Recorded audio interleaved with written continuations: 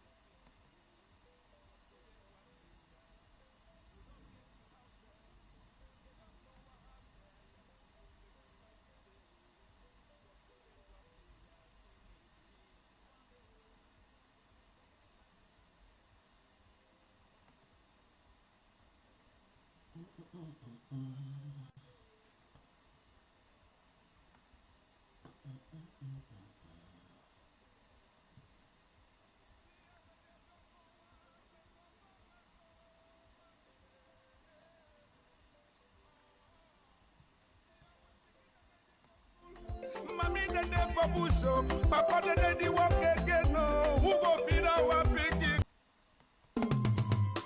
When injustice becomes law, resistance becomes a duty. Weber. One day, God go hear our prayer, daddy. One day, God go hear our prayer. I say one day, God go hear our prayer, daddy. One day, God go hear our prayer. Una dey for bush, una no get up, daddy. Una just pray, God go hear our prayer. Begin the need to go school. The day is a bush, daddy. Make we just pray, God go hear our prayer. Sing with me. One day, God go hear our prayer, daddy. One day, God go hear our prayer. I say one day, God go hear our prayer, daddy. One day, God go hear our prayer. See how a woman dead the bona is a bush, daddy. Oh, begin the day, big go school again, mama. Who will it cry? I go cry again, oh, daddy. One day, God go hear our prayer, daddy. One day, God go hear our prayer. I say one day, God go hear our prayer, daddy. One day, God go hear our prayer. I tell you, so painful for seeing one brother they kill another brother. Papa God, now you want to know this story. Now you want to know this story. My papa, what did happen for this place now? Hey, begin the day for bush, they not get water, oh, daddy, oh, then the sick, oh. God go hear our prayer. We not get the house them. They don't burn our house them, daddy, oh, make we just pray, oh. God God go hear our prayer, sing with me. One day, God go hear my prayer, daddy.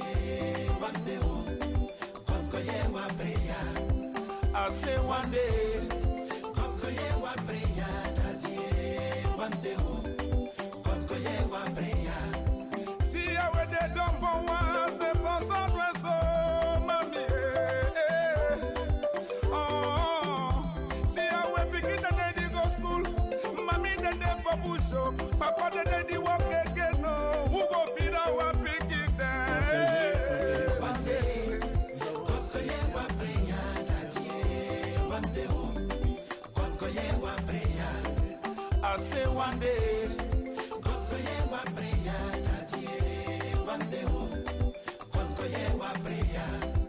picking daddy die yo, mommy then did die yo, brother oh, United Nations, just the lock him up, politician them oh, daddy send his soldier oh, daddy for your brother, who go hear this story, one day, God go hear one prayer oh, daddy, one day oh, God go hear my prayer.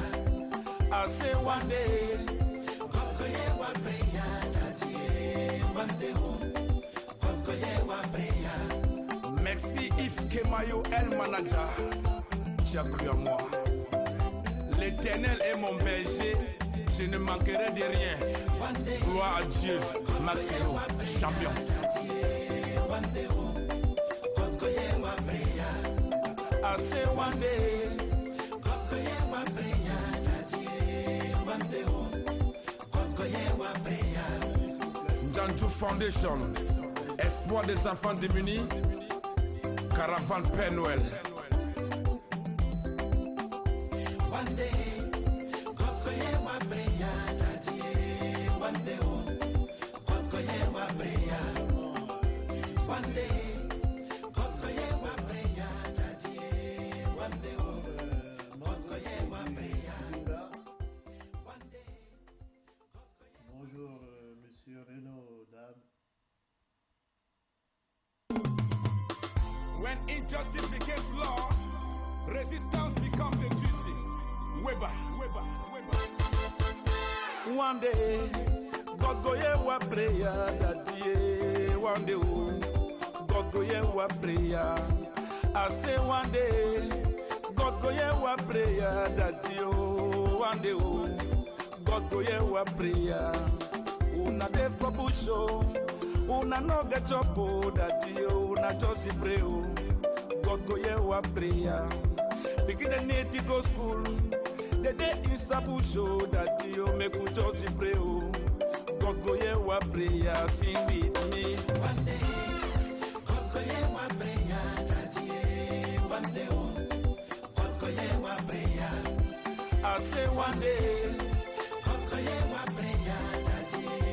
One day, God go hear my prayer. see how a woman dead the bona in Sabusho, daddy, yeah. Oh, begin the day bingo school again, mama.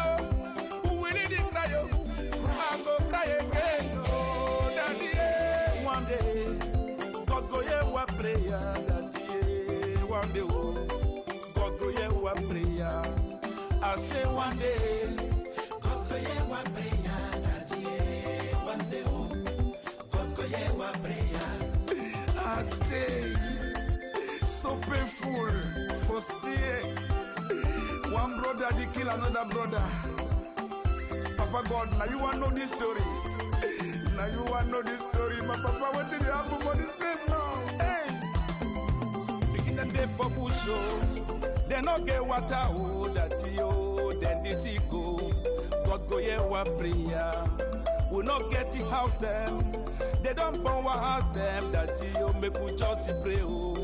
God go hear our prayer. Sing with me. One day, God go hear my prayer, daddy. One day, God go hear my prayer.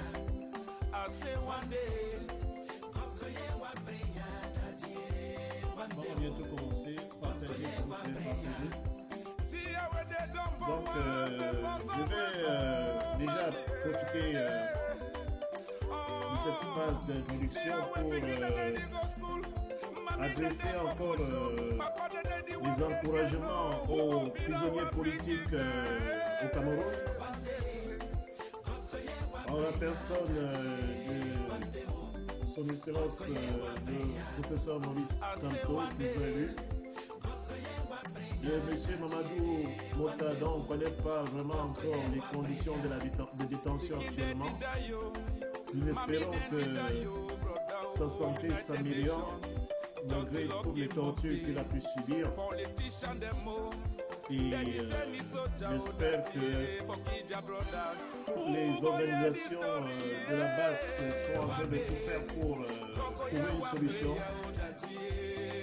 pour que les sorts des prisonniers politiques, quels qu'ils soient au Cameroun, et tous les autres prisonniers qui sont détenus arbitrairement, s'améliorent.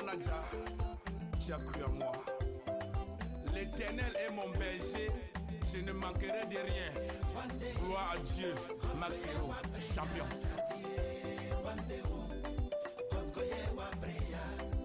I say one day,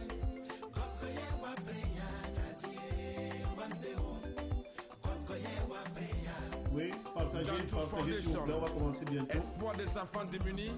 J'adresse mes salutations aux combattants de par le monde, ceux qui s'investissent pour lutter contre la dictature au Cameroun. Et j'espère que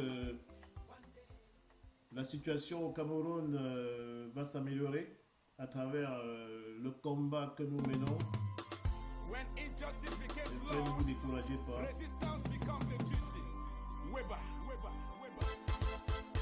One day, God go hear our prayer, daddy. One day, God go hear our prayer. I say one day, God go hear our prayer, daddy. One day, God go hear our prayer. Una dey for bush, una no get job, daddy. Una just pray, God go hear our prayer. Begin the need to go school. The day is Sabusho that you make me just pray. God go hear our prayer, sing with me. One day, God go hear our prayer, that one day. Partagez s'il vous plaît. On va commencer bientôt là. God go hear our prayer, that one day. God go hear our prayer. See how a woman dead born in Sabusho, daddy.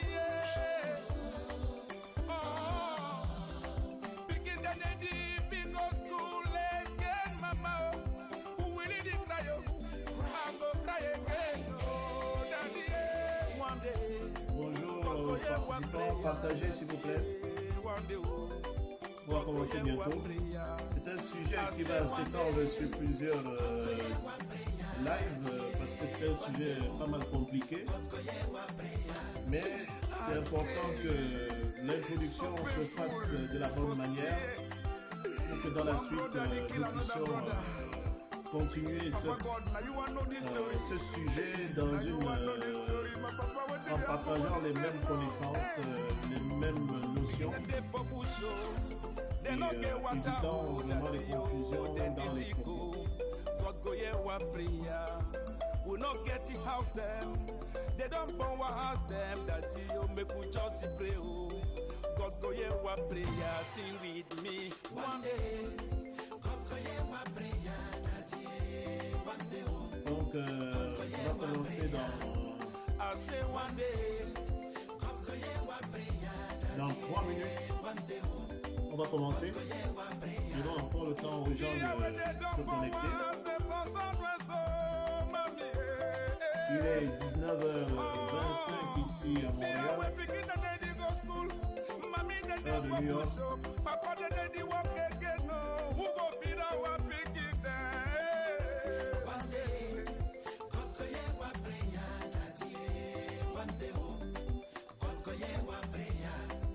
I say one day, God go hear our prayer, daddy. One day, God go hear our prayer. Mami dentita yo, brother, oh, United Nations, just the lucky moppy, politician demo, daddy send ni soldier, oh, daddy, for Kija brother, who go hear this story, one day, go hear one prayer, oh, daddy, one day. Bonjour, je vais devoir commencer donc la présentation de cette émission. Donc les gens qui arriveront le prendront en cours de route et ceux qui voudront donc se mettre à la page vont avoir à revoir cette vidéo. Le projet, en fait, le live d'aujourd'hui s'intitule Dimension spirituelle de la révolution camerounaise. Pourquoi un live sur ce sujet? C'est tout simplement parce que aujourd'hui, le combat contre Paul Biya et ses sbires nécessite pour l'ensemble des Camerounais une compréhension des enjeux spirituel qui sévit surtout sur le territoire 237, c'est-à-dire au Cameroun. Si beaucoup de Camerounais aujourd'hui sont ignorants de leur identité spirituelle,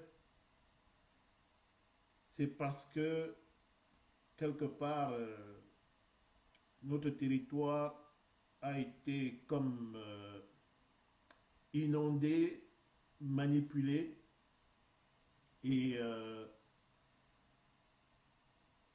le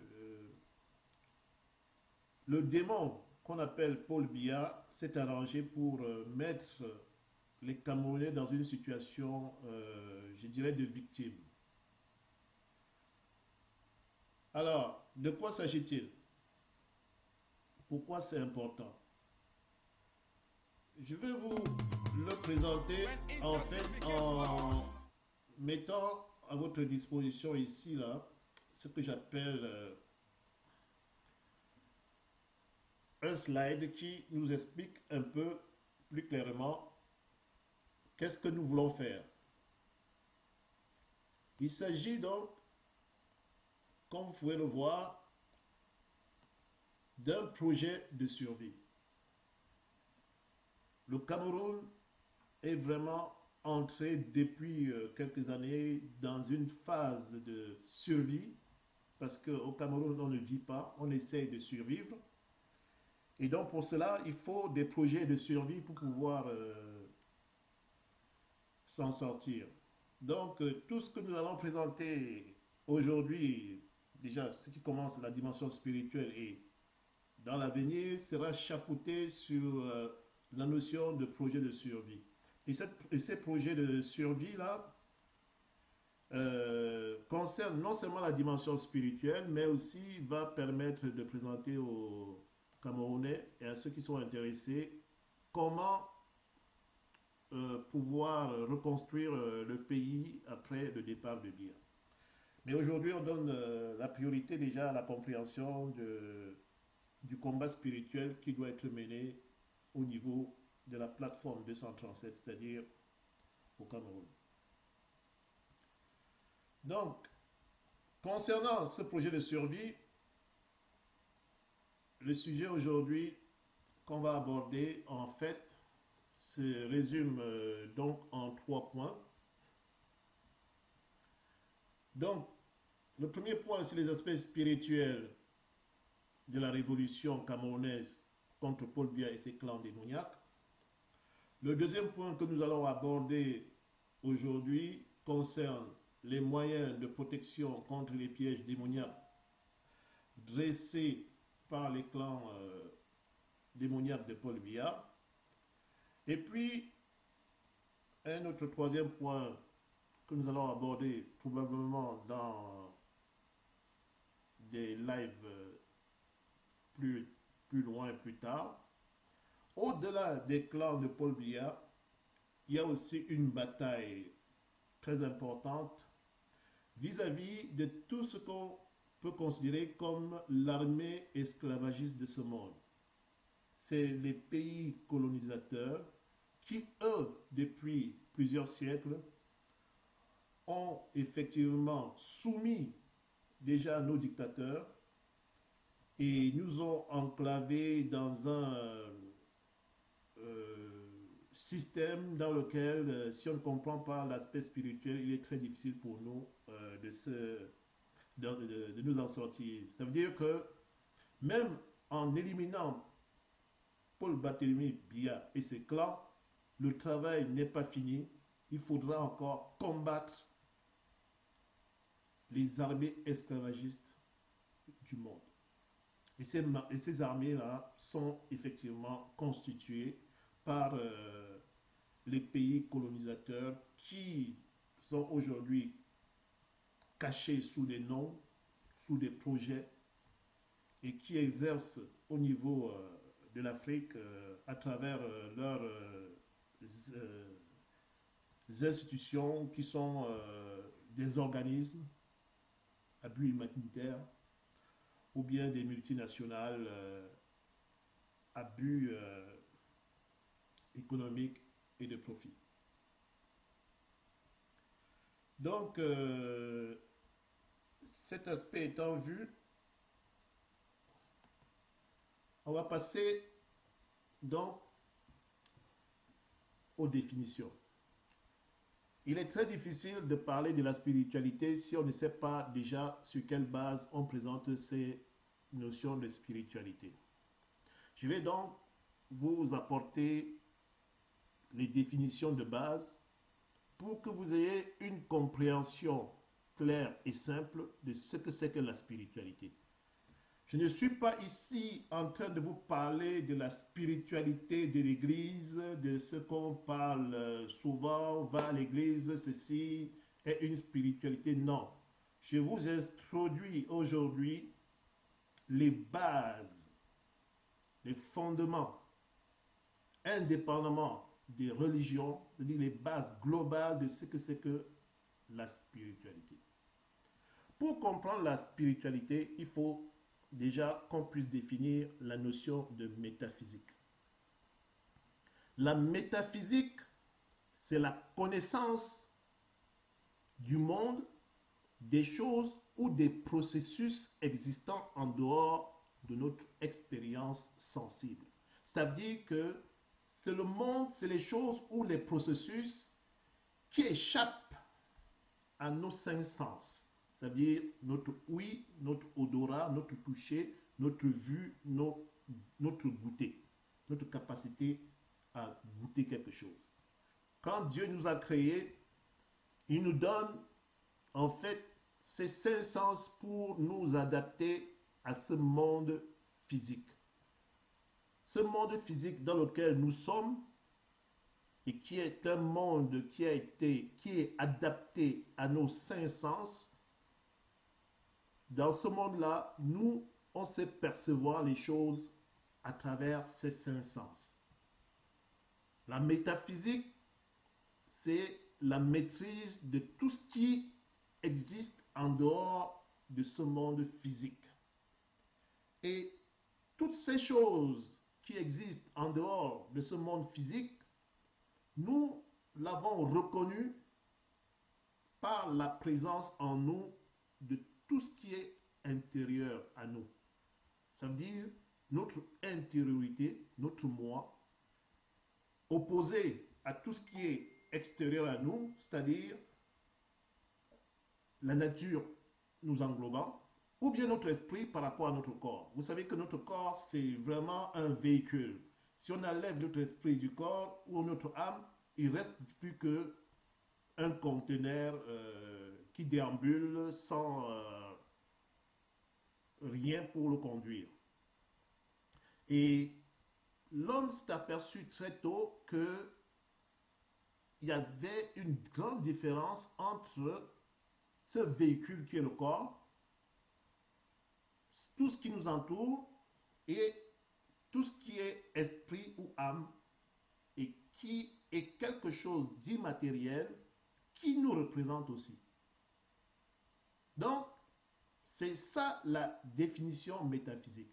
Et cette définition métaphysique-là s'exprime à plusieurs dimensions. Ça veut dire que, en considérant le monde, un monde dans lequel des choses immatérielles se passent, des choses imperceptibles s'y passent, immatérielles ou invisibles par rapport à nos sens, ça veut dire qu'on ne peut pas percevoir uniquement à travers nos sens.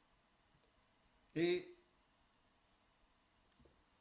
dans ce monde immatériel, alors, qu'on reconnaît à travers notre moi, nos rêves, nos cheminements qui n'ont rien à voir avec la vie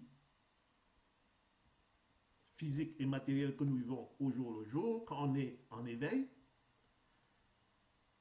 C'est donc en reconnaissant l'existence de cet autre monde qu'on a pu établir donc de manière concrète l'existence d'une vie, en fait d'un autre monde où il y a des choses, où il y a des processus, où il y a une activité qui s'y passe et qui est probablement connectée à notre monde d'aujourd'hui.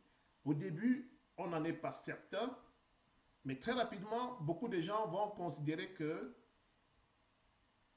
c'est maîtriser ce monde-là, ce monde métaphysique apporte quelque chose de plus et donne à ceux qui l'ont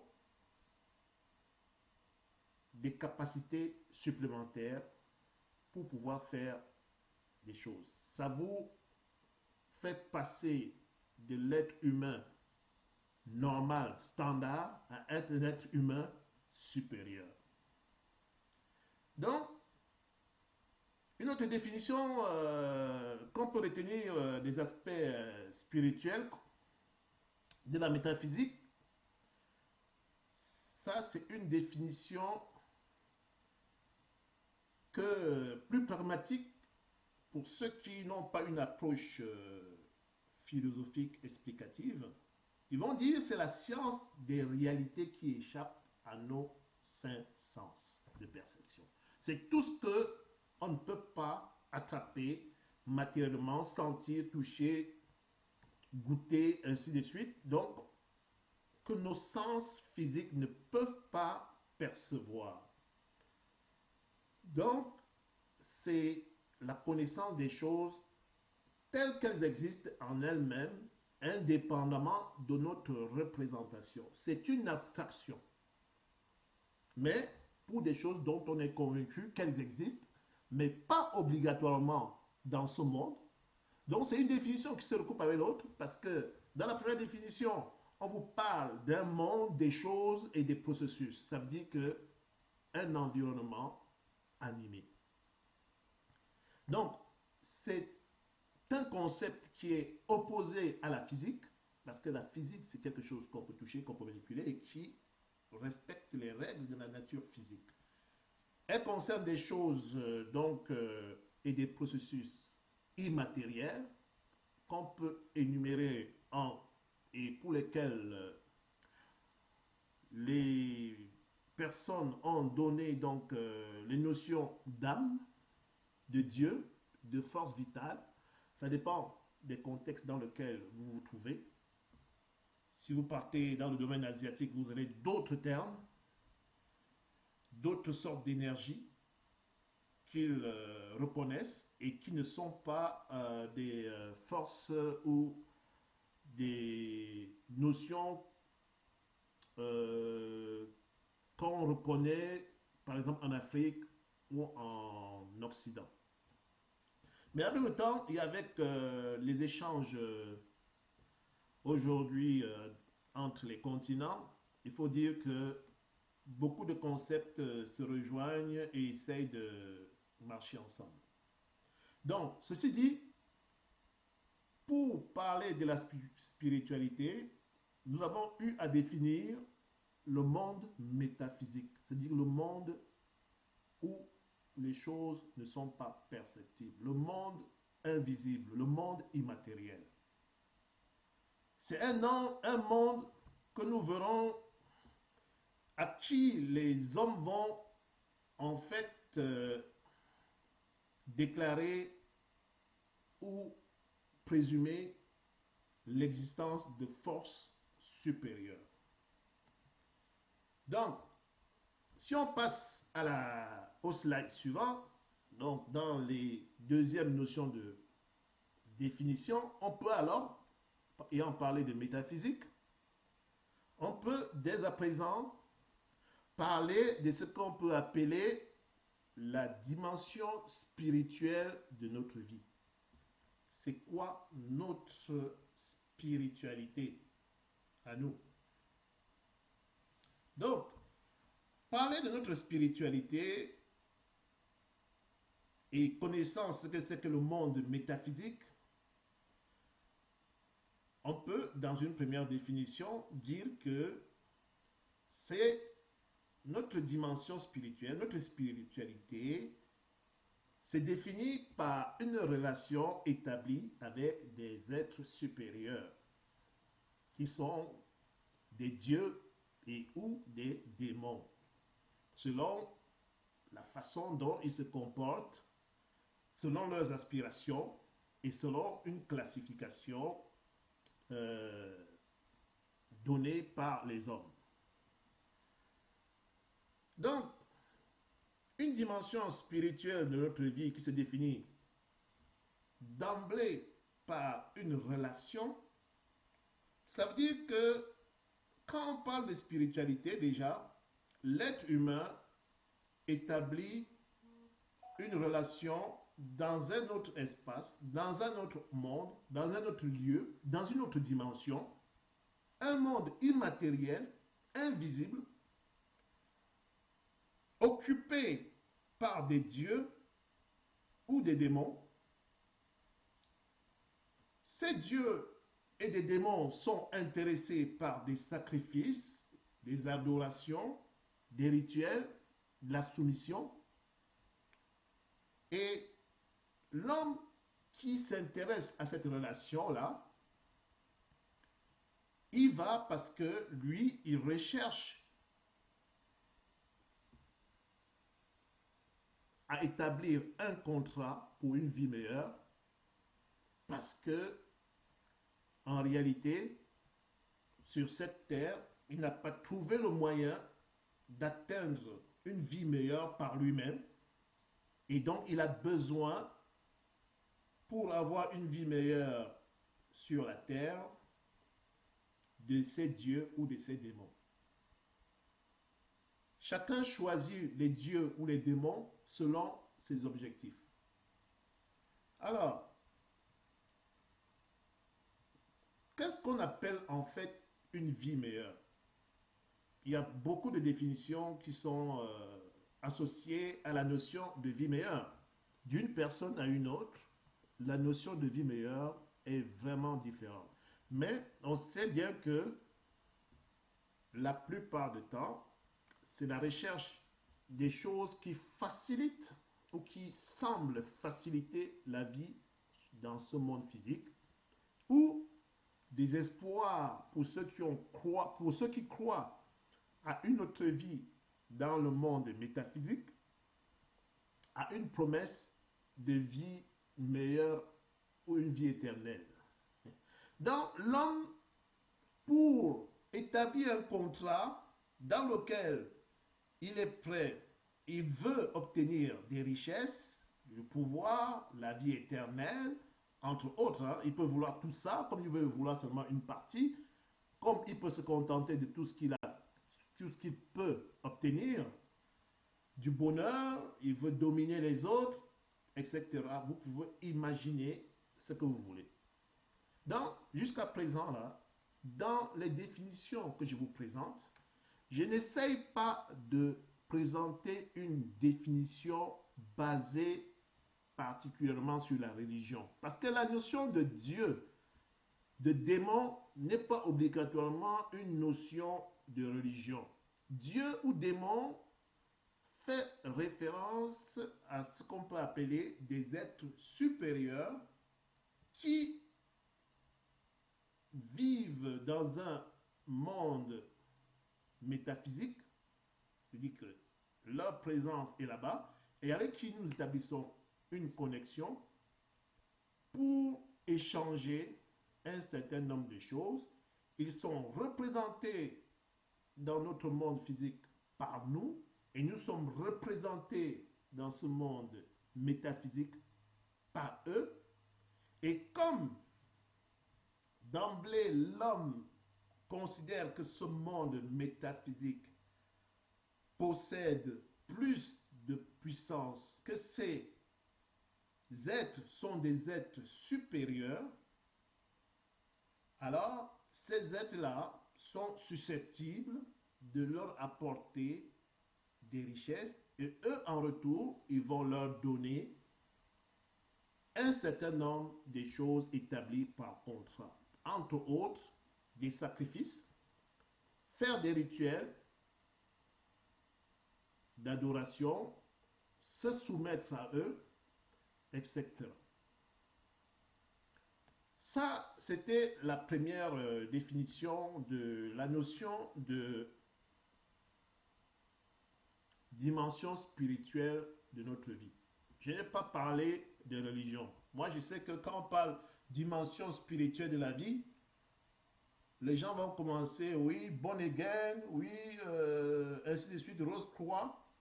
On verra qu'il y a ce qu'on appelle aussi la spiritualité chrétienne, on en reviendra.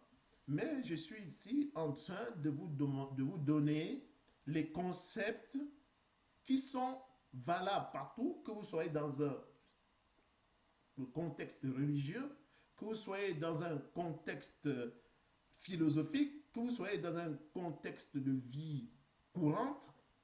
C'est des choses qui seront toujours vraies.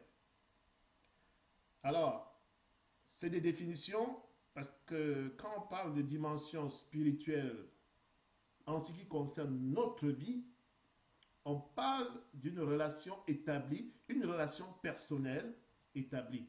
Parce que cette relation-là, elle est toujours personnelle. Ne l'oubliez pas.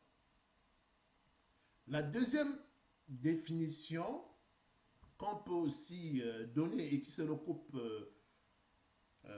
très largement avec la première définition, on peut considérer que la dimension spirituelle de notre vie, c'est une quête, la quête étant la notion de recherche, d'un sens à notre vie, d'un espoir à notre vie, d'une libération, une recherche de bonheur, parce que notre vie ne nous semble pas pleine, pas suffisante. Alors, cette quête-là est une démarche individuelle qu'une personne entame en appliquant certaines démarches qui sont associées à la quête. Et ces démarches-là peuvent concerner vraisemblablement des démarches d'initiation, initiatique. Hein. C'est pas moi qui vais vous apprendre ce que c'est que l'initiation. Je vous donnais la définition tout à l'heure de la notion d'initiation, mais beaucoup de vie spirituelle commencent par des initiations, d'autres par des rituels. Alors, une autre démarche, c'est les rituels. Les rituels sont des cérémonies qu'on applique régulièrement pour renouveler, renforcer les contrats. Renforcer les contrats qu'on a engagés avec ceux qui nous représentent dans le monde métaphysique. Il y a eu d'autres démarches qui, avec l'évolution, qui est très loin des aspects religieux, où des gens ont, et ça c'est vraiment nouveau aujourd'hui, Ça n'a rien à voir avec les approches religieuses ou les approches, je ne sais pas, même pas nouvel âge, mais qui concerne effectivement le développement personnel. On en parlera tout à l'heure quand je vous présenterai plus en détail ces différents aspects-là. Et puis tout ce que vous avez su ces dernières années, ce qu'on appelle le nouvel âge, le New Age, où effectivement les gens développent d'autres concepts pour s'approcher ou déterminer une façon d'avoir une vie beaucoup plus épanouie, etc. Donc, l'homme, le Camerounais en particulier, si on revient maintenant dans le contexte camerounais, on se rend compte que nous sommes tout le temps à la recherche de la spiritualité. Et en particulier, cette spiritualité-là est quelque chose pour lequel nous nous battons tout le temps. Je vois, il y a des familles aujourd'hui qui sont vraiment pris dans des tourbillons d'activités religieuses ou des conflits parce que les enfants aujourd'hui vont dans des groupes religieux, interrogent les parents, se cherchent, ainsi de suite. Quand vous remarquerez bien que toutes ces notions-là, en réalité, qu'ils proviennent des aspects religieux ou des aspects non religieux, sont des initiatives qui sont très profondes et qui interpellent chaque individu de manière toujours différente, mais effective. Donc, ces concepts de la spiritualité, là, moi, depuis que je vous parle là, je ne vous parle pas de l'église. Pourtant, on est dans la spiritualité. Si je vous dis que moi, j'ai fait, par exemple, pour mon expérience personnelle, j'ai découvert la spiritualité au cours de ma vie et à travers des actions de mes parents, de ma famille. On m'a trimballé par-ci, par-là. On me racontait des choses que j'ai acceptées, remis en cause, ainsi de suite. Vous comprenez que, en réalité, ce n'est pas obligatoirement l'Église qui fait la spiritualité. Comme on va voir au fur et à mesure de notre avancement, la spiritualité de chaque individu peut progresser de manière inconsciente et non maîtrisée par l'individu. Ça, c'est les gens qui subissent la spiritualité de leur environnement. Et certains autres vont essayer, pour des raisons que nous évoquerons, pour des quêtes dont nous discuterons, vont aller chercher des solutions vraiment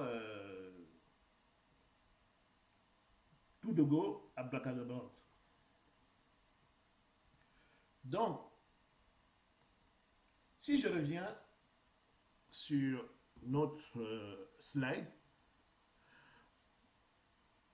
alors, si on veut comprendre la spiritualité au sens large, c'est-à-dire au-delà de ce qu'on appelle la spiritualité chrétienne ou musulmane ou quoi que ce soit là, on essaie de voir d'où vient, comment ces concepts de spiritualité se sont mis en place chez nous. Nous, on l'a subi en particulier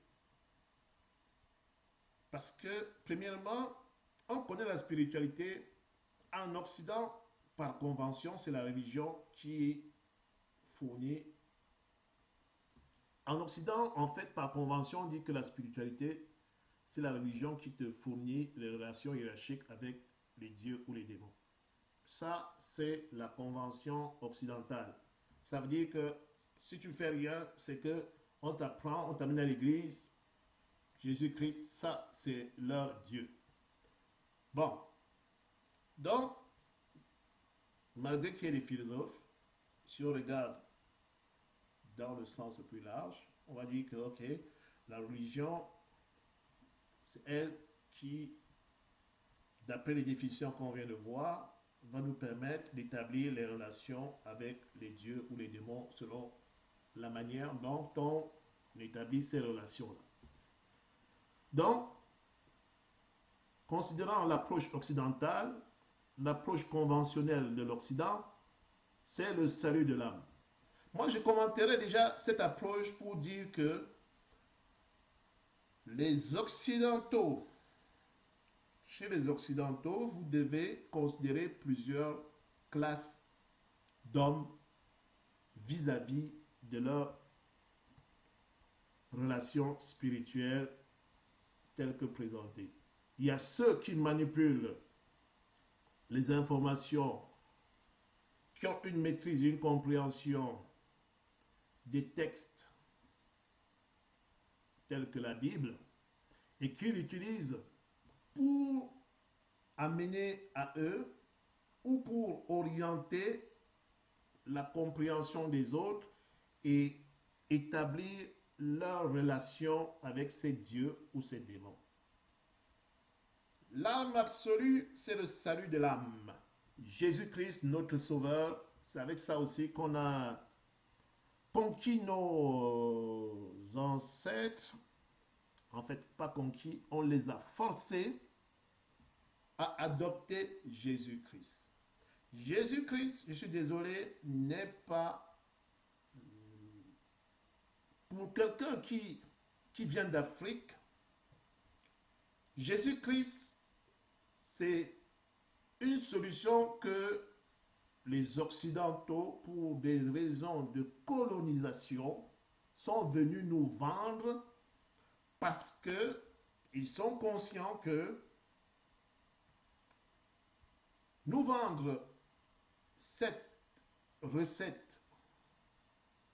de relation hiérarchique avec Dieu à travers leur Jésus-Christ, ils allaient se mettre entre nous et ce Jésus-Christ et mieux nous contrôler. Je vous montrerai plus tard, je vous expliquerai plus tard que quand on parle de relation hiérarchique, cette relation hiérarchique, c'est entre des hommes et des êtres supérieurs, certains êtres supérieurs pouvant être aussi des hommes ou des représentants de ces démons ou des représentants de ces dieux, dont Jésus-Christ lui-même ou Mohamed, le prophète Mohamed. Donc, quand vous regardez bien, on est toujours dans le même schéma de figure, que vous soyez dans un aspect religieux, dans un aspect philosophique ou dans un aspect d'approche rationnelle. Donc, quand on parle de spiritualité, c'est un concept important pour l'être humain, mais qui, s'il est mal approché, peut le confondre parce que ça peut le livrer à une hiérarchie supérieure qui ne correspond pas à sa destinée. Je répète, la notion de spiritualité est une notion importante pour tout être humain, mais elle est très dangereuse lorsqu'elle s'appuie sur un dogme religieux qui établit une relation hiérarchique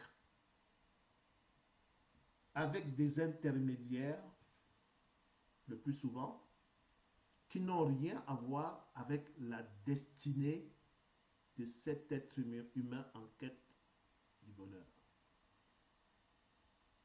C'est-à-dire que quand on regarde l'approche occidentale, l'approche conventionnelle occidentale, qui est basée sur une religion qui établit pour toi ce qu'on appelle la hiérarchie avec les dieux et les démons, on se rend compte que,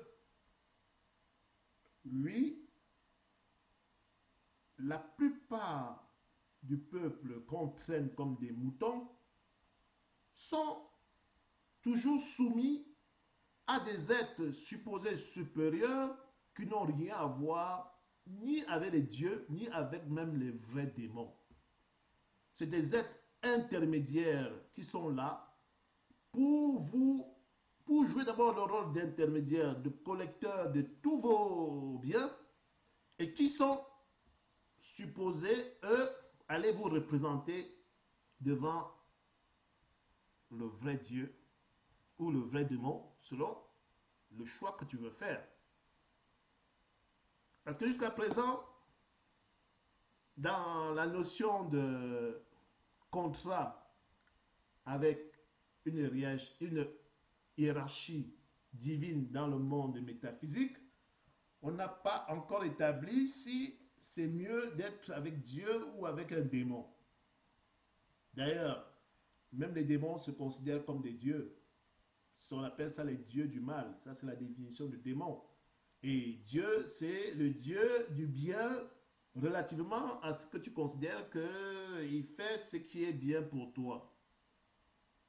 Mais, quand on regarde bien, le bien qu'un Dieu peut faire pour toi, est-il un bien que lui l'a défini ou un bien que toi tu estimes que tu voudrais avoir? Eh oui, c'est une question en passant que je pose et qui va nous permettre plus tard de discuter. Est-ce que c'est Dieu qui détermine qu'est-ce qui est bien pour nous ou c'est nous-mêmes qui déterminons qu'est-ce qui est bien pour nous? Quand on regarde l'approche conventionnelle par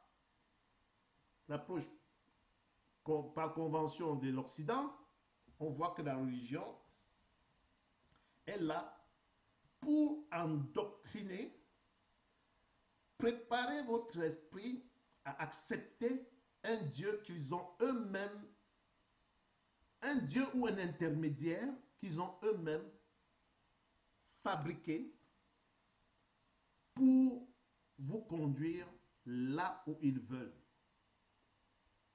À l'esclavage le plus souvent. À l'esclavage le plus souvent. Et comme on verra plus tard, et ce qui est aussi la force des églises, de certaines églises chrétiennes, puisque quand on est en Occident, c'est la spiritualité chrétienne qui n'est pas différente de la spiritualité islamique, puisqu'ils ont le même, ils sont basés sur la même ancienne Bible. Oui. Ils sont battus juste pour vendre leurs représentants hiérarchiques. D'un côté, le Jésus-Christ. De l'autre côté, on a qui d'autre là? Oui, on a Mohamed. Quand tu vas en Asie ou en Inde orientale, c'est toujours les mêmes concepts qui se présentent avec donc des dieux qui sont représentés par des figurines ou des animaux, ainsi de suite, mais c'est toujours ces mêmes relations hiérarchiques pour un contrat d'obéissance, de sacrifice, en échange pour avoir le bonheur à travers les richesses et les bénédictions dans notre monde physique. En Occident aussi, on a une approche non pas par convention. Les philosophes en Occident ont essayé plutôt de regarder cette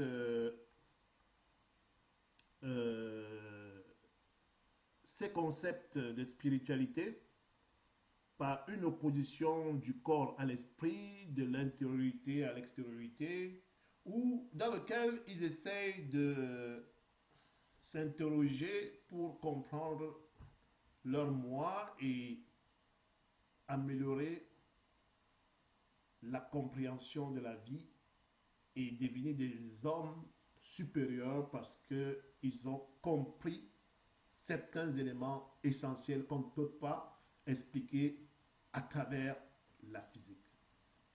Le philosophe s'aperçoit qu'il y a une dimension que la physique ne peut pas attraper et se dit qu'en étudiant, en approfondissant à travers la compréhension de son moi, il peut passer lui-même à une étape d'être supérieur.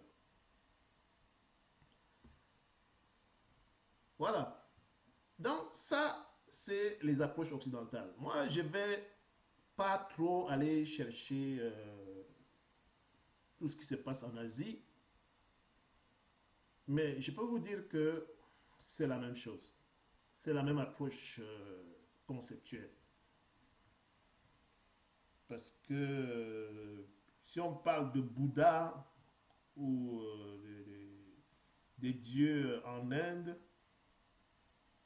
les religions bouddhistes et tout ça là, c'est toujours la relation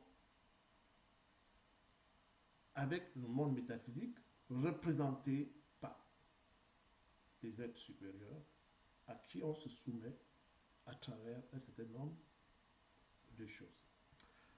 Plus globalement, c'est une quête.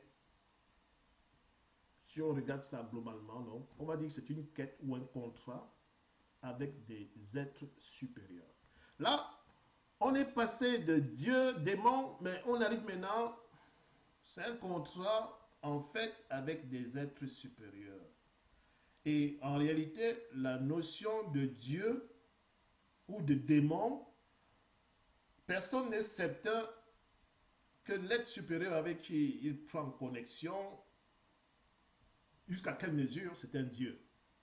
En réalité, c'est pas ça qui est important pour l'homme qui est en train de passer sa quête.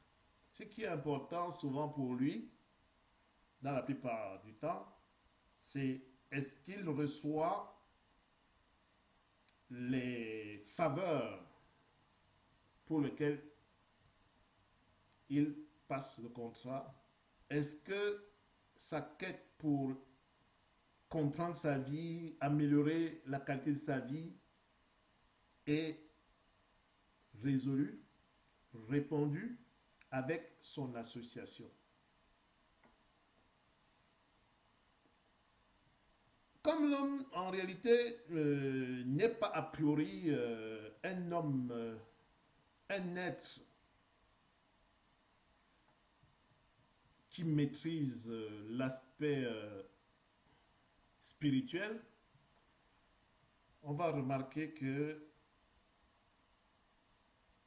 dans cette démarche-là, on aura pas mal d'intermédiaires, de charlatans, qui vont, eux, soit se présenter comme des initiateurs, des processeurs, des maîtres, des experts, pour amener les autres à atteindre leurs objectifs.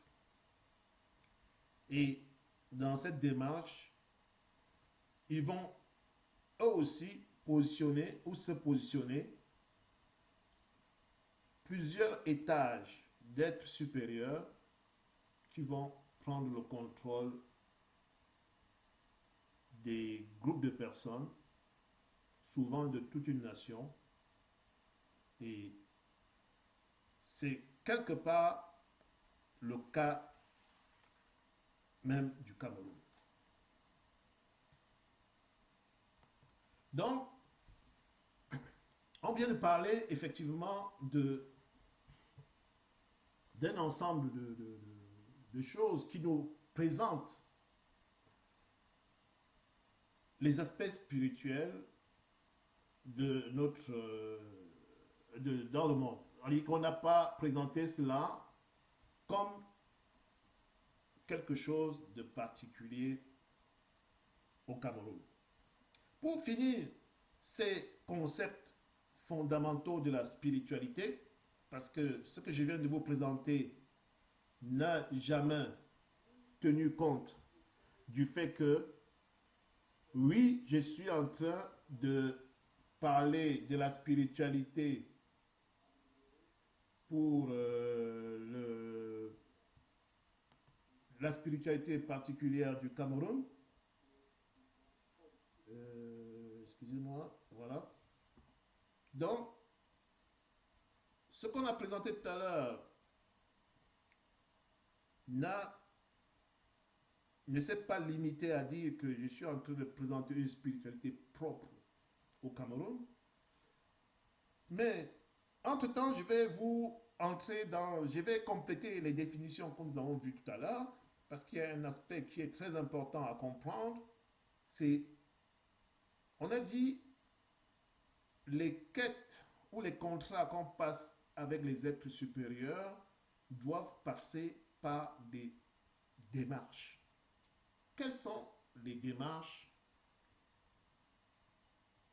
que chacun de nous fait pour établir donc son contrat ou sa quête avec ces êtres supérieurs? On a vu aussi que la vie spirituelle est quelque chose de personnel. Même si vous partez à l'église ensemble, mon frère, ma soeur en Christ, tout ça là, sachez que dans ces relations-là, en réalité, c'est personnel. Même si vous êtes 1000 dans l'église, 10 000 dans l'église, il y a les moutons dedans, il y a les loups, il y a les charognards, il y a tout ce que vous pouvez imaginer. Et je ne suis même pas en train d'abuser de quoi que ce soit là. Beaucoup savent de quoi je parle, même les chrétiens. Donc, pour passer un contrat spirituel, moi je vois des gens qui disent « Oh, je suis chrétien ». Bon, donc, quand tu vas dans l'église où tu parles avec les gens de l'église, soit presbytérienne, soit protestant, soit catholique, oui, j'ai reçu le Christ. Bon, en gros, il a passé le contrat avec Jésus-Christ. Oui, il a passé le contrat avec Jésus-Christ. Moi, je vous parle d'un Camerounais africain, né de père et de mère africains, enfant de nos ancêtres, qui n'ont jamais connu le Jésus-Christ avant que le blanc ne vienne le forcer à accepter Jésus-Christ. Oui, lui, il a accepté Jésus-Christ. Et tu t'abuses, il n'est pas content. Mais, ceci dit, laissons l'aspect religieux de la spiritualité et regardons ça toujours plus globalement, sans regarder que ça vient de la religion. Parce que, même sans qu'on le dise aux Camerounais, vous savez très bien qu'il y a des gens, des familles qui connaissent des situations de vie pour lesquelles leur voisinage est convaincu des effets spirituels bénéfiques ou maléfiques sur ces familles. Ça veut dire qu'ils ont soit passé des contrats, soit subi des contrats qui n'ont pas respecté ou qui sont victimes de certains autres qui ont passé des contrats et qui les ont comme bétail et qu'on les a livrés à ces autres comme des bétails à travers des bétails sacrificiels. Voilà. J'entre un peu dans le côté un peu compliqué de la chose. Mais je voulais vous parler des démarches pour établir des contrats avec des êtres supérieurs dans le domaine de la spiritualité. On distingue, comme je vous ai présenté tout à l'heure, 4 sortes de démarches globalement. Il y a les démarches d'initiation. L'initiation.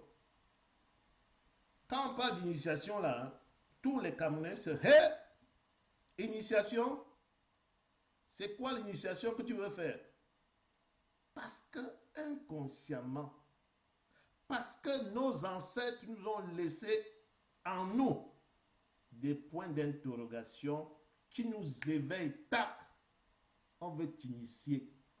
Et la personne qui veut t'initier, tu ne connais rien de lui. On t'oblige à t'initier parce que les membres de ta famille t'amènent. C'est quoi l'initiation alors? Dans tous les cas là, mettons cette définition à terre. L'initiation, c'est un processus dans lequel un novice, ça veut dire quelqu'un qui n'est pas encore mêlé à quelque chose, hein, un vierge, hein, acquiert un statut social ou spirituel. Acquérir un statut. Oui, c'est ça. Un novice acquiert un statut spirituel ou social. Est-ce que vous entendez bien? Plus élevé. Un statut spirituel ou social plus élevé que ce qu'il avait avant.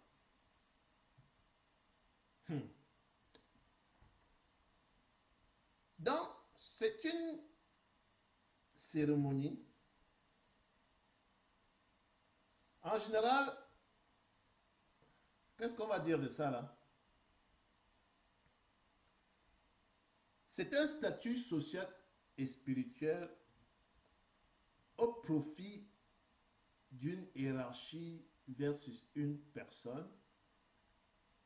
Donc, il va utiliser, le but c'est qu'il va pouvoir utiliser son statut là, ce nouveau statut élevé, pour améliorer ses conditions de vie. Donc, ça prend un rite de passage, une cérémonie. Est-ce que vous suivez bien là? Alors, on a beaucoup d'exemples de cela au Cameroun. Je n'ai pas parlé de religion. Quoique, la religion aussi fait la même chose. Donc, c'est une notion fondamentale de spiritualité. Initiation. L'autre jour, il y a quelqu'un qui disait, oui, c'était maman Eliane, moi, on m'a fait ma spiritualité à cause que j'étais avec ma tante. Moi, j'ai été baptisé à 10 ans chez les baptistes ou les protestants.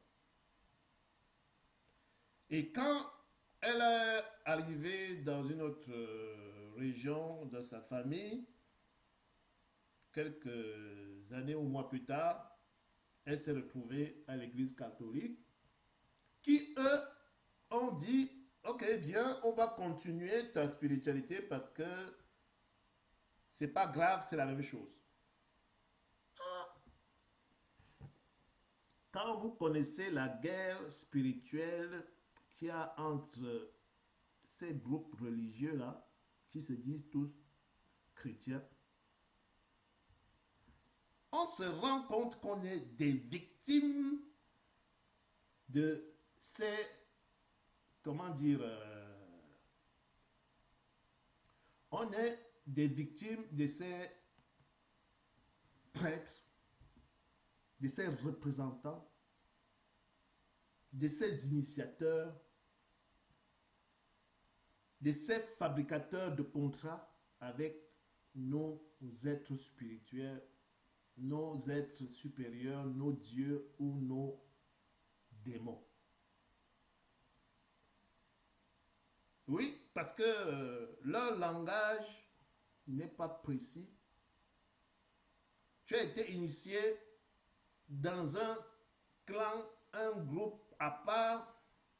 Quand tu arrives ailleurs, on dit oui, vous savez, là-bas, c'est la même chose, tout ça là. Mais il y a un contrat ou pas avec un être supérieur. Ou bien ce contrat-là, c'est avec le prêtre qui me prend en charge. Ou avec l'organisation que représente le prêtre qui me prend en charge. Et que ce Dieu même là que je suis en train de rechercher se trouve à peut-être 10 lieux hiérarchiques au-dessus et que je n'entendrai même jamais.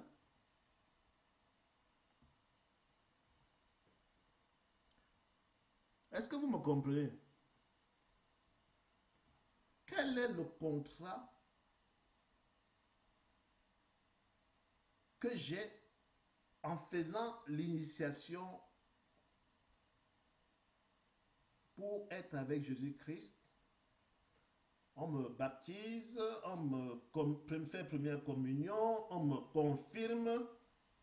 Souvent, ça passe par des églises différentes. Mais alors que la relation que je veux établir, c'est avec le Dieu ou le démon que j'ai choisi. En l'occurrence, si c'est Dieu, c'est le Dieu créateur. Si c'est un intermédiaire, c'est peut-être Jésus-Christ, que certains considèrent que c'est Dieu, parce que quand les chrétiens veulent convaincre, à un moment donné, ils se sont rendus compte que, à cause de trop de philosophes en Occident, ils sont obligés de dire que Jésus-Christ lui-même c'est Dieu. Comme ça, tu ne vas pas dire que est-ce que je suis avec Dieu ou je suis avec quelqu'un en dessous de Dieu. Donc, on a dit Dieu, Jésus-Christ, c'est la même chose, trois personnes en un, le Père, le Fils, le Saint-Esprit. Tac, tu es dans la même boule. Oui. Un contrat où on me dit n'attends aucun avantage sur cette terre. Souffre sur cette terre. Ta récompense est là quand tu auras dans un monde métaphysique où tu n'as besoin de rien.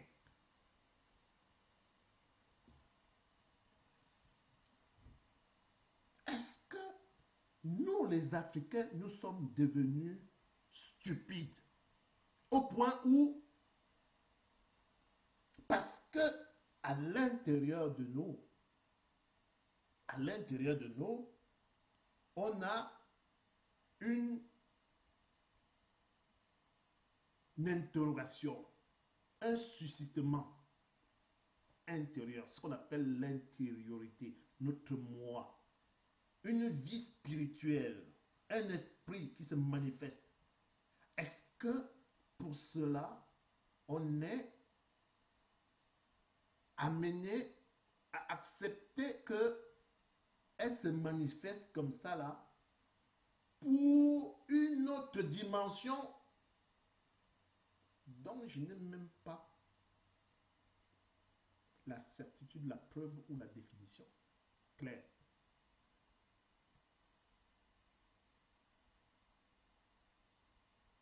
Moi, je pose la question. C'est quelle vie spirituelle qui nous amène à dire que un homme sur cette terre est le représentant du contrat de bonheur que je veux, mais est-ce qu'on veut me dire que tous les chrétiens sont les gens qui refusent le bonheur sur cette terre? mais veulent la vie éternelle. La vie éternelle, c'est quoi? Je pose la question. La vie éternelle, c'est quoi?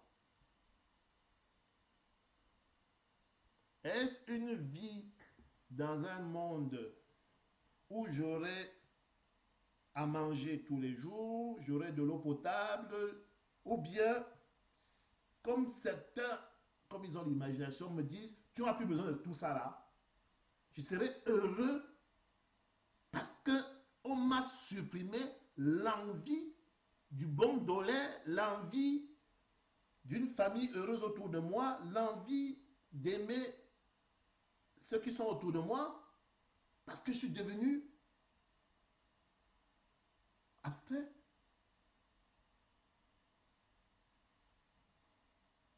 Dans initiation à la vie, une démarche d'initiation qui me connecte à des êtres supérieurs. Alors, ça c'est le côté de la religion. Alors, si vous allez voir le sorcier Minkan, qui lui aussi, à cause des problèmes non résolus par l'Église, il va vous connecter à d'autres dieux en vous faisant une initiation. Je ne veux pas rentrer là-dedans parce que nous tous on connaît ça. C'est comme si je vous rabâchais notre histoire. Il va vous connecter à de la pourriture, à des esprits démoniaques que lui-même il ne connaît pas. Je vais quand même le dire parce qu'il y a des cancres dans notre communauté qui ne savent pas ça.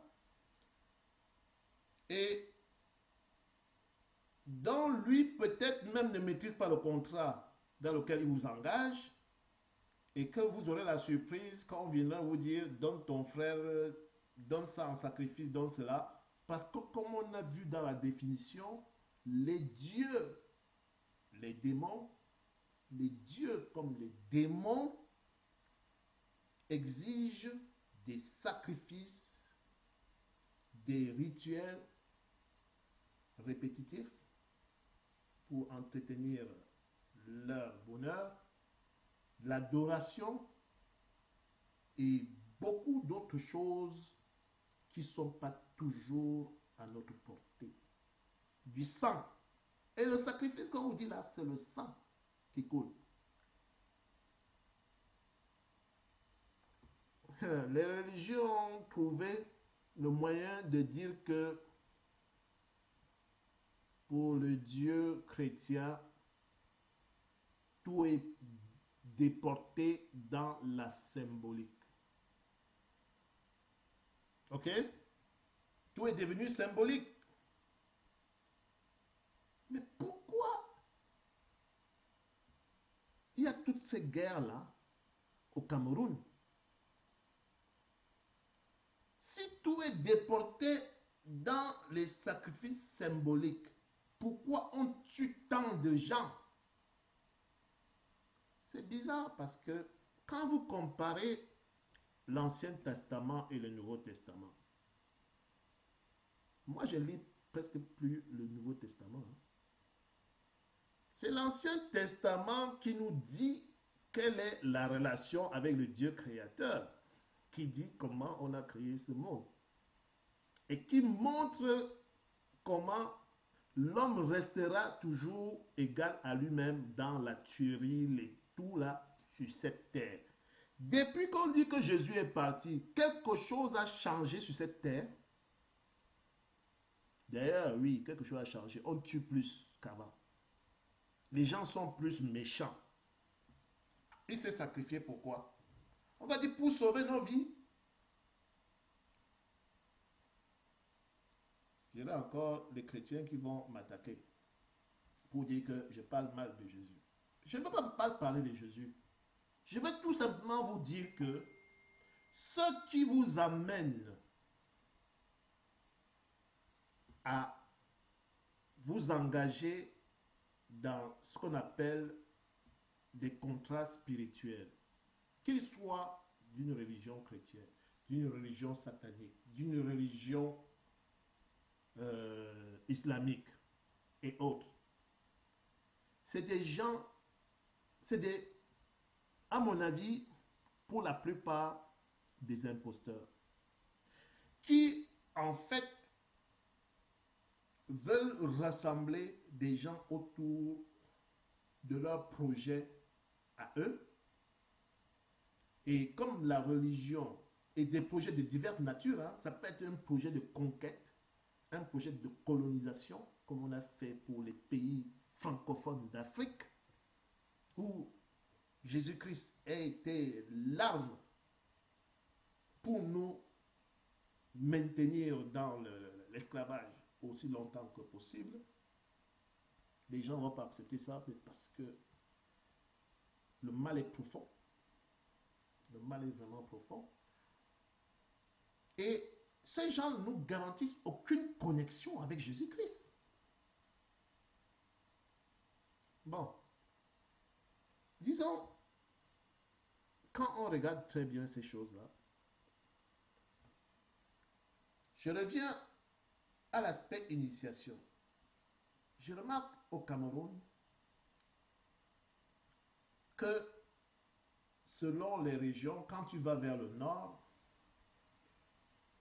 il y a moindre effet sur l'influence de la spiritualité chrétienne parce que il y avait déjà eu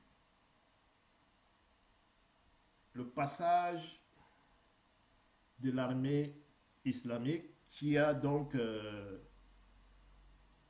converti tout le monde, veut ou pas, à leur façon de voir les choses et établi des contrats de prière régulière. Et d'autres qui ont fui pour aller se cacher parce qu'ils ne veulent pas changer leur façon, leur relation avec Dieu. Alors, aujourd'hui, je vais vous poser à vous, les Camerounais, surtout ceux de l'Ouest Cameroun, je parle du Grand Ouest, du centre, de l'Est, en bref, tous ceux qui sont chrétiens aujourd'hui. En fait, ceux qui sont sous influence chrétienne.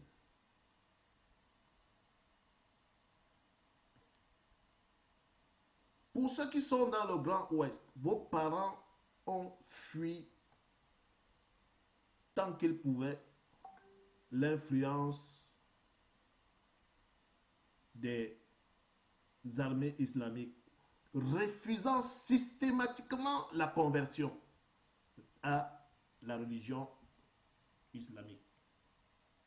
Il n'y a que les Fumbanais, les Bamoun qui sont laissés attraper.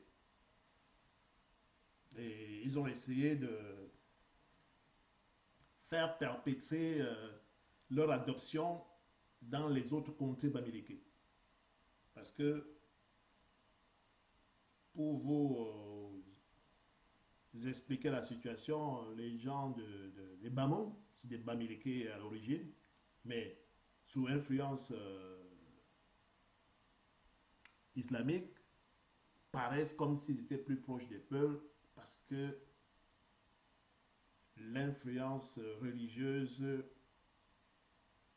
affecte leur culture de base. Mais quand vous écoutez leur langue, c'est exactement la même chose que celui du peuple Bami. Et ils ont été utilisés pour perpétrer, pour essayer de perpétrer la religion islamique vers les autres groupes et villages bamileke. Mais les ancêtres bamileke ont dit niet et quand ils ne pouvaient pas combattre, ils ont fui. Bon. Si nos ancêtres ont refusé tout ça là, cette religion islamique à ce moment-là, vous croyez que c'était pour venir accepter facilement Jésus-Christ? Nos ancêtres avaient déjà la connaissance de Dieu. Là, je m'adresse aux Bamileke, aux Bamilekons qui aujourd'hui disent qu'ils sont chrétiens jusqu'à ce qu'ils embêtent les parents. Bon, même les parents sont devenus aussi toc-toc. Parce qu'il y a d'autres, depuis qu'ils ont leur poste de ancien de l'église, là, dans les églises catholiques, et que l'enfant revient le lendemain, lui dit qu'il est dans un groupe éveillé, c'est le scandale, comme si c'était différent l'un de l'autre. C'est tout ça, c'est de la bullshit. Ce que je veux dire, c'est que les coutumes et traditions bamileke, d'ailleurs, même quand tu descends, que ce soit même les Sawa, tu descends dans le centre, pareil, sont des coutumes basées sur nos ancêtres.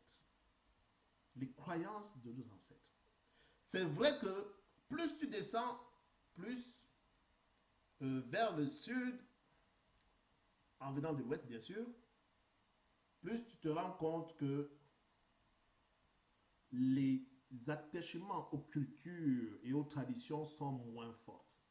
Mais je pose la question à ceux de l'ouest. Croyez-vous que votre spiritualité soit celle vraiment de la spiritualité chrétienne? Parce que si vous voulez garder cette spiritualité, vous ne pourrez pas combattre avec les armes que nos ancêtres nous ont laissées. Ça, je vous le préviens aujourd'hui. Ça, c'est ce qui concerne les populations de l'Ouest Cameroun. Parce que le colon, dans toute l'Afrique centrale, dans toute l'Afrique subsaharienne, a utilisé une arme spirituelle efficace pour nous anéantir, la religion chrétienne.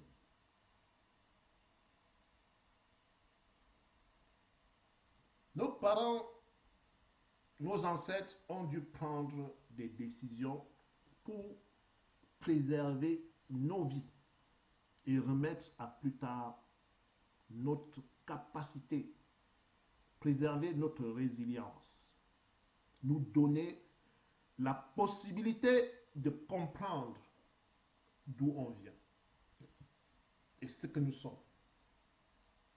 C'est pour ça qu'il est important pour chacun de vous, les Bamileke, de vous interroger pourquoi nos traditions sont-elles aussi conservées.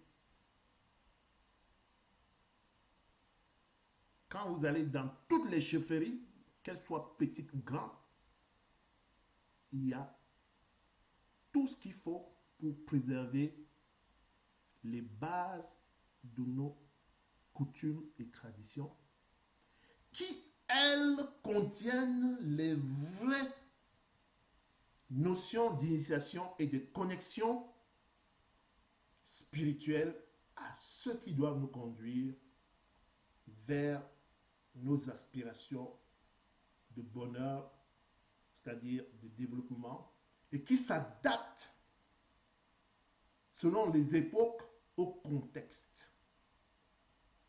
Mais ne vous trompez pas sur une chose. La vision de nos ancêtres ne peuvent pas se répliquer de la même façon que si on était à l'époque où ils avaient fait la guerre contre le colon qui arrivait. C'est pourquoi aussi vous allez constater que en termes d'initiation,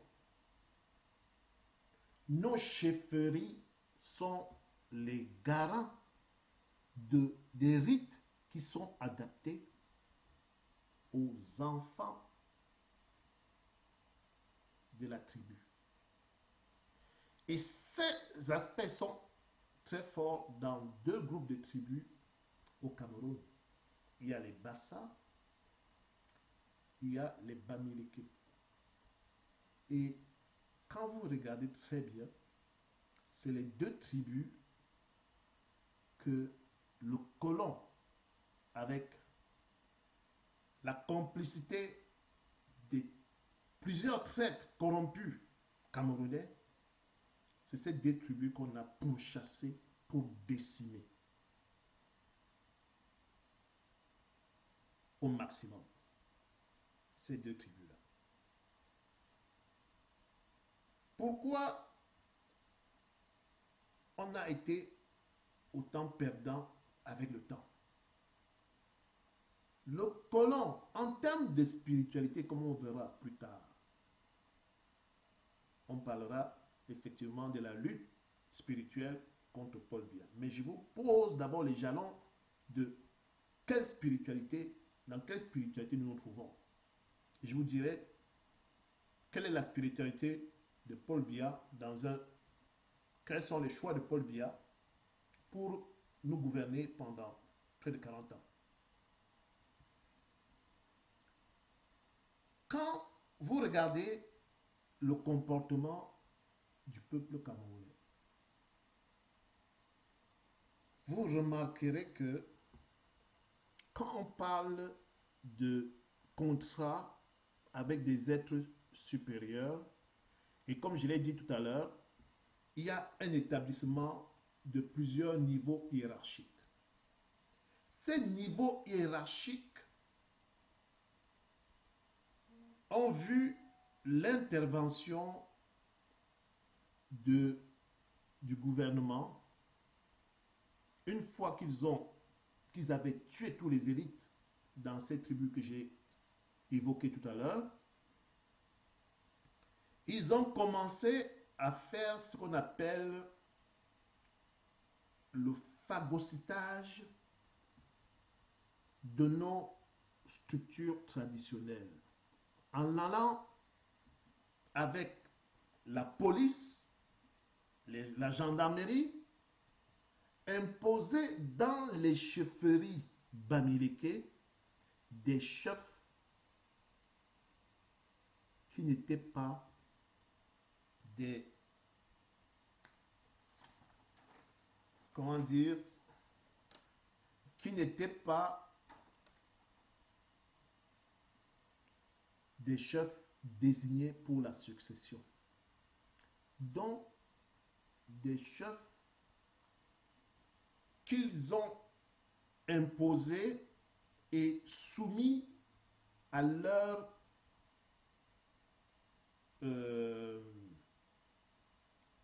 autorité. Et avec la corruption, les ont obligés à faire des initiations pour se mettre sous leur coupe. C'est pour ça qu'aujourd'hui,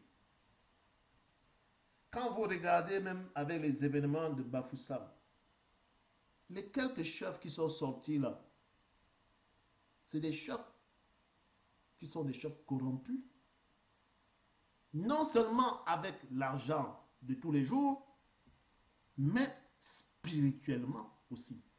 Parce que dans les chefferies bamileke, il y a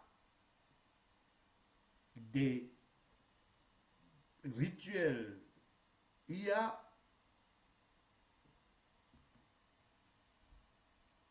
des dimensions spirituelles concernant ces chefferies qui ne permettent pas facilement à quelqu'un comme Paul Biya de venir prendre le dessus. Vous pouvez compter les 7 chefs qui sont allés au truc de Bafoussam comme effectivement des chefs qui sont aujourd'hui des chefs soumis spirituellement aux démons qui contrôlent Biya, si ce n'est pas directement à des hiérarchies même en dessous de Bia, que vous pouvez même associer à des gens comme Kwete ou Niat, qui eux-mêmes consomment les mêmes friandises démoniaques que Paul Biya. Je vous explique la situation. Concernant le pays Bassa, qui ont été des très grands combattants pendant longtemps au Cameroun, avec des génies comme les Omniobe, qu'on a vendus très facilement aux colons. Si vous avez remarqué, il y a eu une génération de nouvelles élites qu'on avait envoyées en formation. Mais ces élites, quand ils reviennent, parce qu'ils veulent accéder au pouvoir,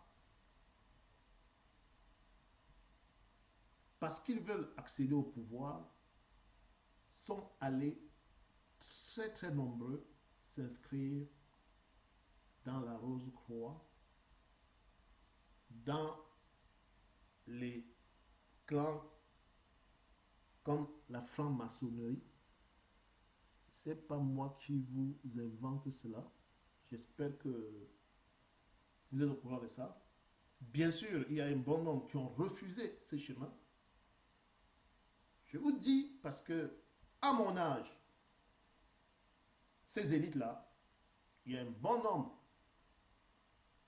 qui sont de ma génération qui n'ont pas accepté ça, mais il y a un bon nombre qui sont tous entrés dedans parce que on leur avait indiqué que c'était le chemin pour accéder au pouvoir administratif, à des positions d'élite pour construire le pays. Certains y allaient avec effectivement la bonne foi de trouver le chemin pour mettre en œuvre leurs compétences qu'ils avaient acquis à travers leur formation à l'étranger et ainsi de suite. Mais, comme vous savez, Paul Biya, qui est vraiment le fils héritier du démon, je ne sais pas à quel niveau là, mais je n'ai pas encore vu un aussi, il n'y a que le démon pour lui, mais je pense qu'il n'y a que Mathusalem pour lui faire concurrence en termes de méchanceté. Paul Biya a donc aujourd'hui, comme vous le savez, pris le contrôle de toutes ces sectes qui engagent des contrats hiérarchiques, spirituels et hiérarchiques avec ces gens-là. Les seuls Bami que je pense qui sont entrés dedans, c'est les gens du RDPC. Mais, en tant que Bamileke, ils ne viendront jamais vous avouer qu'ils sont entrés dans ces sectes de Rose-Croix et franc-maçonnerie, mais sachez qu'ils sont tous dedans. C'est pour ça qu'ils voient bien comme leur Dieu, puisque la relation hiérarchique avec des êtres supérieurs leur oblige de se comporter comme des zouaves, des criminels, autant que leur chef peut leur montrer. C'est pour ça qu'ils ont perdu toute la faculté qu'ils pouvaient avoir. Au lieu d'évoluer vers une compréhension, une maîtrise des solutions pour leur peuple, cette relation acquise avec les démons et à travers ces sectes-là les ont conduits vers une situation contraire où pour eux, ils ont l'obligation, l'obligation de donner en retour de tous les avantages qu'on leur procure chaque jour, puisqu'on a parlé des avantages, richesse, pouvoir, ainsi de suite, ils doivent donner des sacrifices, faire des rituels de sacrifice. C'est le sang. C'est le sang. Il y a plusieurs formules pour ces rituels. On en parlera. Parce que vous croyez que si des choses qu'on faisait en fait avant, le petit sorcier du quartier là, il va vous dire, bon, amène-moi un coq ou un truc là, il va couper. Si peut-être que tu as trouvé un sorcier très dangereux là, ça va finir, peut-être que tu vas voir le pied de ton fils va pourrir ou un truc comme ça là. Mais là maintenant là, avec le niveau où Bia se trouve là, avec l'obligation d'étendre, ouais, il a 87 ans, 40, presque 40 ans de pouvoir là. Vous croyez que ça se paye? Mais ces gars-là sont dans l'obligation de livrer. De livrer. Et chez le démon là, il n'a rien à faire avec les sacrifices du mouton. Hein. Ou de la chair, ou du coq, ou du poulet. C'est des sacrifices humains. On compte 3000 personnes en 2 ans, on ne connaît pas les statistiques, ainsi de suite. Ces opérateurs sur le chantier, c'est ces sbires du RDPC, plus que tous les autres. Plus que même les fonctionnaires qui sont des voleurs qu'on met souvent en prison comme ça là, c'est eux. Et dedans, il y a qui? Il y a des champions qui viennent des tribus bamileke, tribu Bassa, tribu Boulou. Et ce qu'on met le plus en avant, qui viennent jouer les zouaves là, ça fait partie de leur rituel. Je parlerai des rituels tout à l'heure. Oui, notre pays n'a pas commencé à s'enfoncer aujourd'hui seulement. Quand je compte de 82 à aujourd'hui là, Paul Biya a commencé à verser le sang en grande quantité en 84. Oui, il avait déjà signé son contrat avec les êtres supérieurs qui veulent des sacrifices.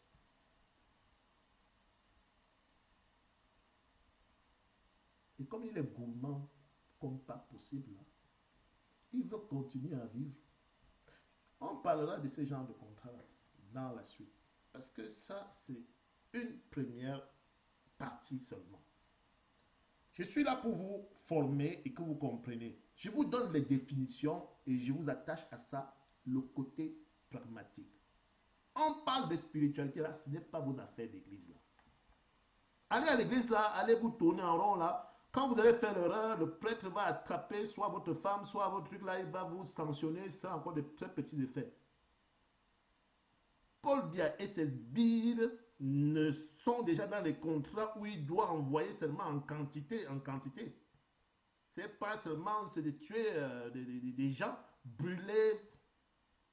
Le démon veut sentir l'odeur de la chair humaine qui brûle, qui... Est-ce que vous me comprenez là? Et je vous parle aujourd'hui là, c'est pas moi qui vous parle, c'est sur inspiration. Donc, dans le sud, qu'est-ce qui se passe?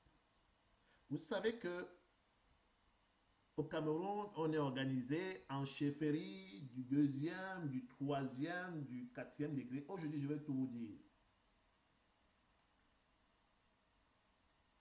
Le sud et l'est là, ah oui, en ce qui concerne le nord là, ceux qui, et même le nord-ouest, parce que dans le Nozo là, si vous voyez un sbire de Paul Biya qui vient du Nozo, comme les Atanganji,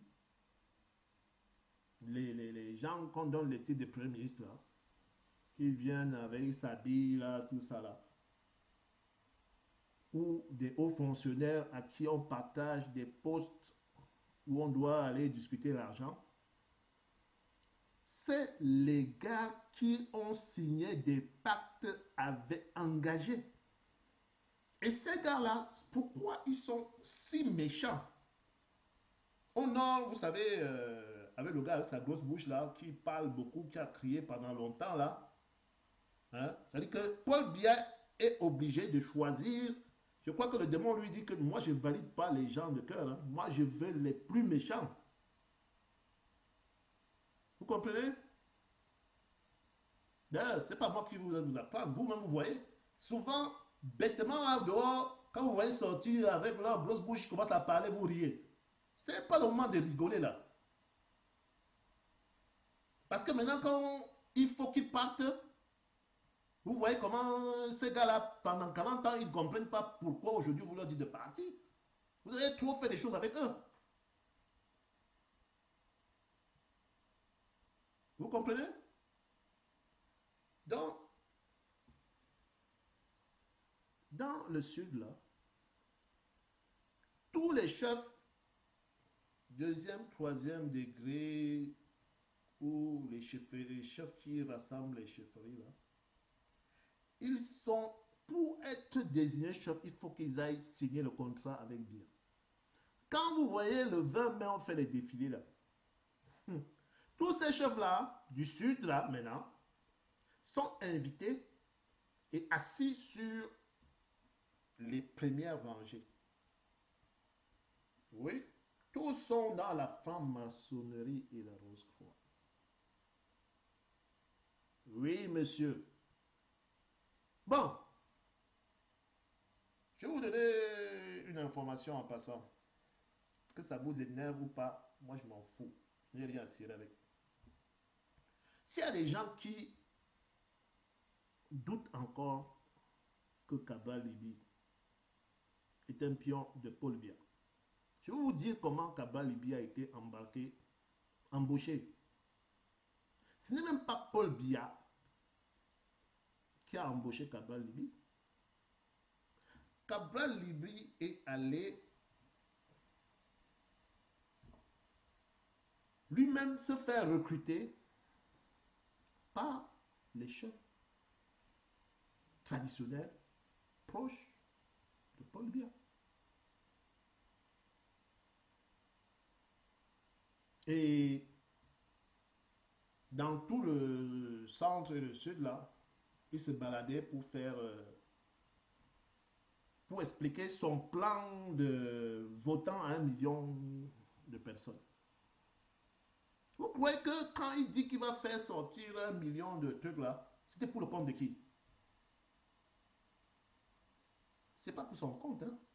C'était pour le compte de Paul Biya. Parce que plus les gens sortent, plus Paul Biya peut sortir des résultats plus faux pour embrouiller le monde. Sauf qu'il a même raté sa campagne parce que, vous savez, quand tu prends des engagements comme ça et que derrière ça, tu préfères aller prendre l'argent de tes propres frères pour aller travailler, ça veut dire que tu manges de tous les côtés là, ça se retourne contre toi.